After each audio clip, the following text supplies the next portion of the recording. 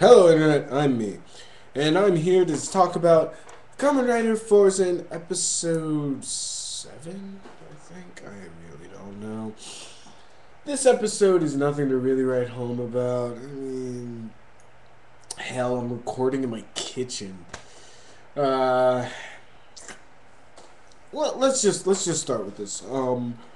This episode starts off with actually the American football team captain dude winning an award for in a district tournament, and they get to saw some football trophy thingy.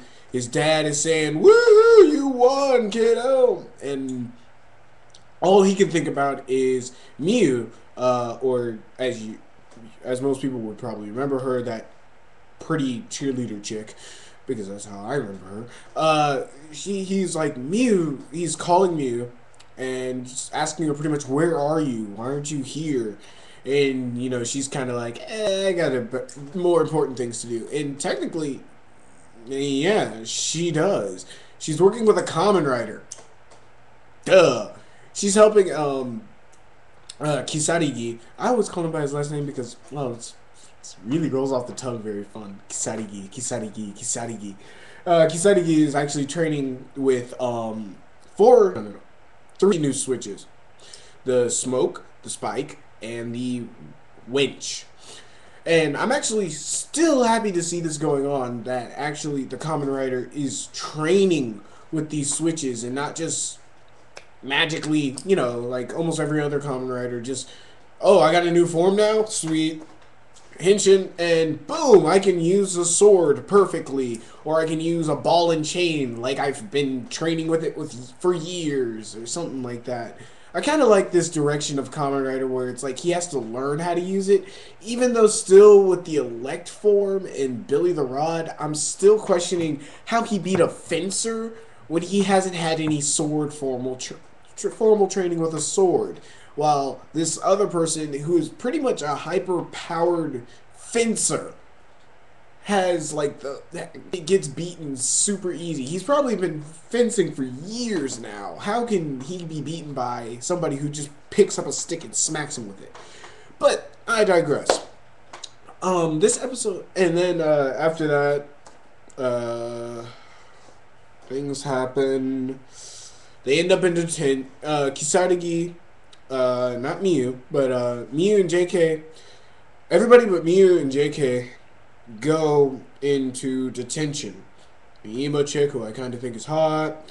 Kisaragi, that smiley chick, jack off, and the American football player. Oh, okay, I can't call him a jack off anymore. He's pretty cool now. I just gotta learn his name. Anyway, they're all in detention, having to write like sentences pretty much over and over again. But the person who's the teacher who has them in detention really doesn't like Kisarigi, and has him pretty much do old kanji writing where he has to write on rice paper. Oh, I'm sorry, paint on rice paper, and do calligraphy that way.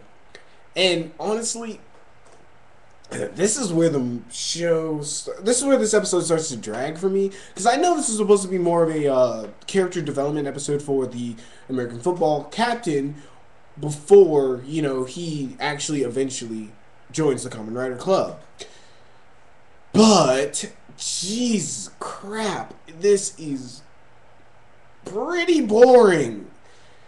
Really boring. It's kind of like, let's watch these guys sit in the classroom. What's happening next? A Zodiac is outside killing people, or like a wolf. They call it a hound Zodiac, but I'm just gonna call it a wolf. Zodiac shows up.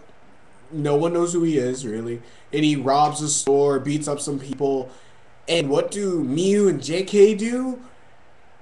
They, instead of calling up Kisarigi and the others, they just, kind of go out there on their own and try to, Miu threatens him, which is stupid. And, of course, after they're threatened, then they call Kisarigi and everyone else. I'm just like, okay, yeah, sure, that works, whatever. And since Kisarigi can't get out because the American football player captain guy doesn't like him and keeps him there, Um, the other guy goes out, gets the robot, punches him for a quick, punches the Hound Zodiac for a second. The fight is very short, and then runs back into the detention um, homeroom, and then just, uh, yeah, pretty much that's it. It's pretty much the whole idea of, oh no, the hero is stuck in school, but he needs to go fight the bad guy. What'll he do? I wasn't impressed when Spider-Man did this. I wasn't impressed when Danny Phantom did this. I'm kind of bored of this already. And it's getting formulaic, even though it's trying to break its formulas.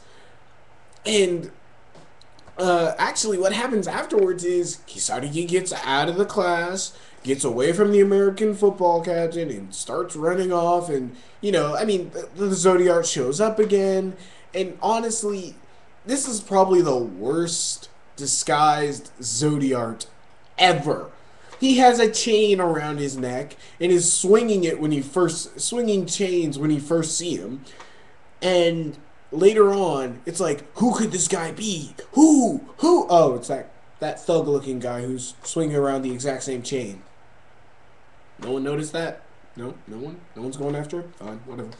So they notice him immediately. They find him immediately, and then they go after him again.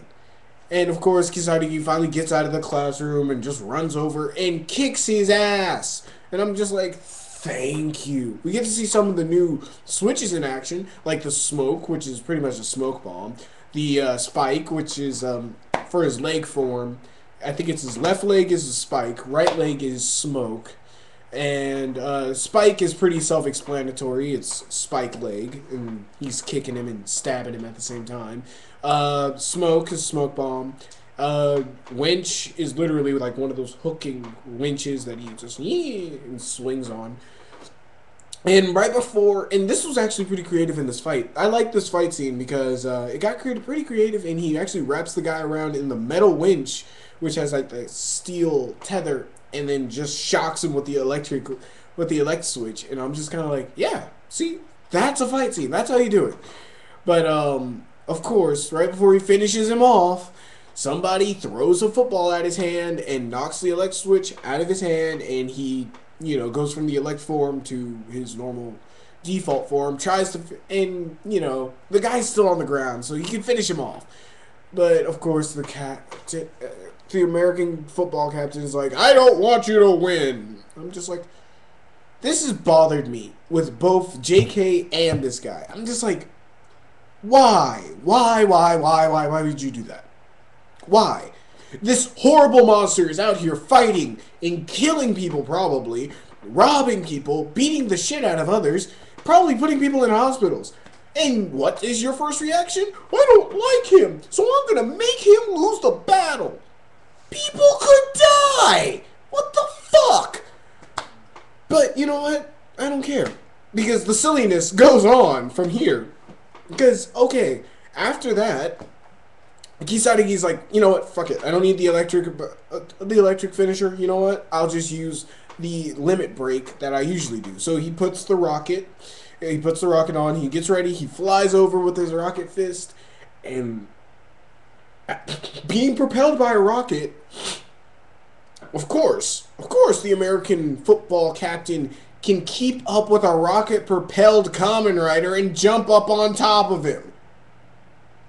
Of course, because, top human speed is about 20 miles per hour, maybe even 21. I think that's the world record.